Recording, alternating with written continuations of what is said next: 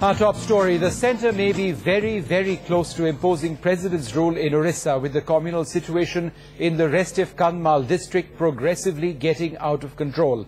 Senior government sources have told NDTV that the centre would no longer sit and watch Christian minorities in the state be attacked as the Bajrang Dal and other groups enforce their will in these areas. But with a wafer-thin majority in parliament, imposing president's rule will mean walking a political tightrope. The unending violence against Christians in Kandhmal may lead to president's rule in Orissa if the situation is not brought under control soon. That's what senior government sources have told NDTV.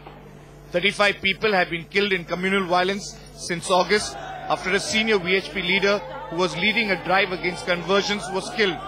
And with many countries condemning the attacks on Christians, the issue is turning out to be an embarrassment for the Indian government. Home Minister Shivraj Patil has told NDTV that there is a growing demand for imposing president's rule. He said despite 6 warnings from the centre, the Orissa government has not been able to control the violence and that the inaction was a breach of the constitution.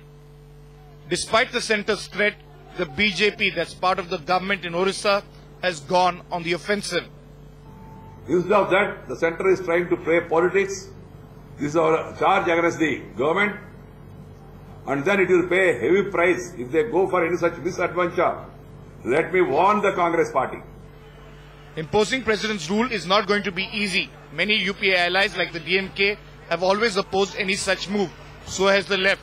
The UPA has a thin majority in parliament and there's still no commitment from the left parties on whether they will support imposition of central rule. To the government to decide. But what we are saying is that it all depends on the concrete situation. And that concrete situation in Orissa is only worsening.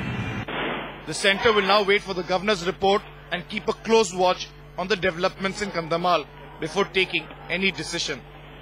With Bureau Input, Sunil Prabhu, NDTV.